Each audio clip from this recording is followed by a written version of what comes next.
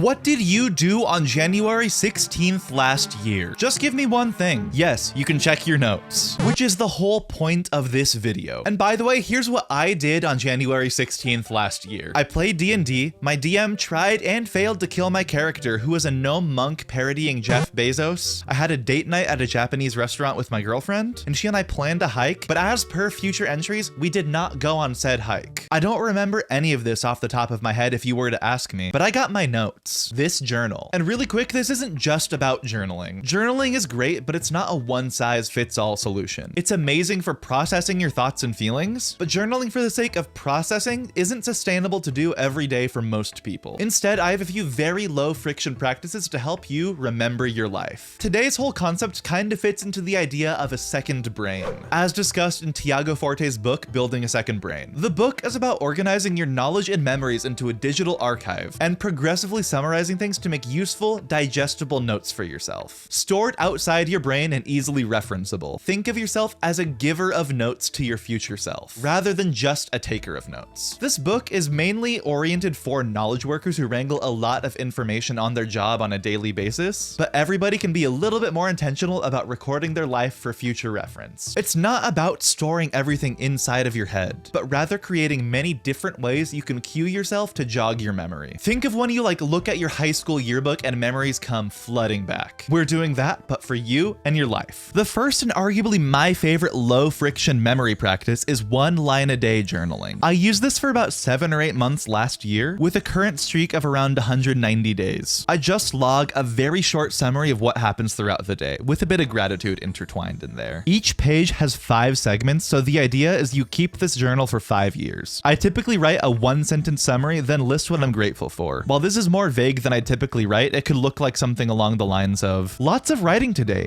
Grateful for actually waking up before 8, landing job interviews, sticking with my diet, my cats cuddling cutely, and leftover spaghetti. I don't actively read through my journal on a regular basis, but the magic starts happening once you get through 1 year and start your 2nd year. You start getting to see all the entries that you wrote the previous year and get a little summary of what you did and how you felt that day. This journal literally takes me about 90 seconds to do before I go to bed. And get this, going through the events of the day before you go to bed helps you fall asleep. So the 90 seconds I spend journaling also help me sleep. Nice. But had you asked me about this prior to a couple weeks ago, I'd say that it was nice to recount what I did in my day, get a little bit of gratitude in my daily practice, and have a very minute way to process my thoughts. But now that I'm starting to see my entries from 2022, it's so cool seeing my old entries every day. Even if the entry is as simple as something like, there's nothing but Elden Ring, because in February last year, I spent a lot of time playing Elden Ring.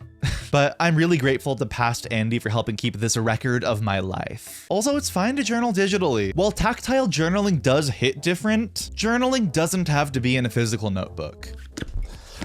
I keep a little journal to log my workouts, and I'm in the midst of a digital detox, and I have a journal for that as well. They're both in Google Sheets, with text wrapping enabled. My weekly review journal is a Notion template, and I occasionally do spontaneous microjournaling in the Apple Notes app. It's better to journal at all than require it to be some perfect, romanticized experience. The important thing is having the dialogue with yourself, whether that's to process your thoughts and feelings or just to leave cues behind for your future you to remember better. If you find it's easiest to journal in the Notes app, in Notion, or even a Google spreadsheet, more power to you. Moving away from journaling, I also recommend taking regular contextual photos. Pretty much everyone is carrying a camera on them at all times. And that camera, if it's your phone, has a lot of fun ways to help you remember stuff, in addition to the photo itself. One of my favorite features of the iPhone is how it makes little slideshows of your past photos and videos to help you remember particular occasions. Like, this day last year, furry friends in 2022, Tokyo across the years. I don't go through my photos on a daily basis, but it's nice to see the things I chose to capture over the years. But this video is about intentional memory making. What do I mean by contextual photos? One step is that your phone automatically adds a lot of context whenever you take a photo. Metadata like location, date, and time. And for the photo itself, I also recommend combining the context of yourself and however you're feeling, as well as the setting and whatever you're doing. Like if you go on a date night to an Italian restaurant, maybe take a wider angle selfie to remember some of the ambiance. Photos help provide context context for your memories when you're going back through them. I take so many photos of things that I will never post, like a selfie on a nice walk, a wide-angle photo of an outing with friends, or maybe a little shot of something I cooked, though that I probably will post. I treat these photos very ephemerally, and that I take very many photos, but I neither post them anywhere nor look at them with any regularity. I'm rather creating a backlog of little memories. This is fuel for my iPhone memory slideshows, or for the occasional moments where I'm looking through my old photos and I'm like, oh, that day was really fun. I'm glad I did that. And the whole point of this is that they're not perfect photos. They're just a snapshot of a moment. Lots of people say that the obsession with capturing a moment takes you out of it, and I agree to an extent. On dates with one of my ex-girlfriends, she would make me wait like 5 minutes while she was taking photos of her food. She said, you cannot eat your food because I might want to take photos of it. Like, that is the best way to take you out of the moment of a date night.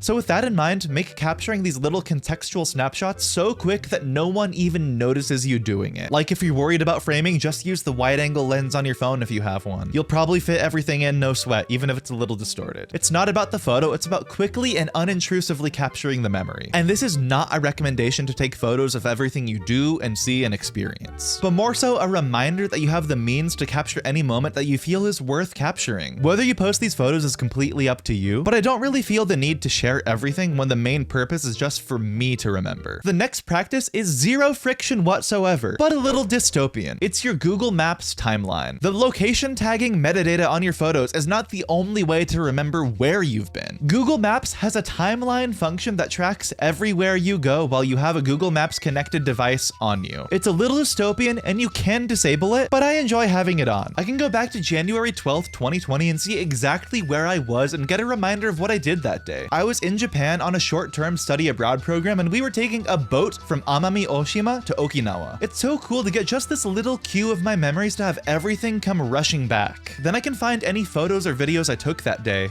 whether on my phone or on a camera, and get a multifaceted zero friction memory bank. Like, other than taking some photos, I did no effort to make this whole hodgepodge memory bank possible. Even if I forget what I did on a particular day, I can usually piece it together using Google Maps timeline, looking through any photos or even social media posts I have for that day. You might not want Google knowing where you are and where you've been at all times, but for my own personal reference, I find it to be a really fun, useful feature. Like, the most useful way this is helped me jog my memory. My girlfriend and I did not take any photos or selfies together on our first few dates. So at one point, we both forgot the exact date of our first date. However, thanks to Google Maps timeline, I was able to jog my memory and see, oh, that day was when we had our first date. It's surprisingly useful, despite being a bit dystopian. Though, not everything is worth remembering, but using low friction practices to capture your memories will make you that much more prepared to remember the big things, or even just help you piece together what you did on a particular day. And who knows, maybe what feels like little things now will eventually become the memories that you treasure most. Try short form journaling. Don't sweat it if your journal is digital. Take short, unintrusive photos and videos frequently, and consider using technology to remember things for you. Delegating parts of your memory to a journal or a device does not mean that those memories matter any less. In fact, taking the time to record those memories will help you remember more, and you get something tangible to look back on. And this is why I'm able to remember so much of my life. If you want more content that's airing on philosophical, watch a video that puts this advice to the test. I went to Ireland to visit my brother last August, and I recorded my thoughts on a quite life-changing book I was reading at the time, 4,000 Weeks by Oliver Burkeman. Otherwise, leave a like, subscribe for more, comment what low friction step you will use to help you record your life, and I'll see you next time.